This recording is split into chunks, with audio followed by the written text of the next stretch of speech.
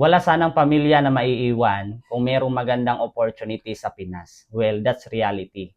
Paano kung sabihin ko sa'yo na merong isang opportunity na kung saan pwede pang malagpasan yung sahod mo sa ibang bansa na kahit nasa Pinas ka lang, nasa bahay ka pa kasama yung family mo, inyong gagawin mo na lang dito is copy and paste, mag-online ka lang, lahat ng scripts and templates na gagamitin mo provided na din sa team.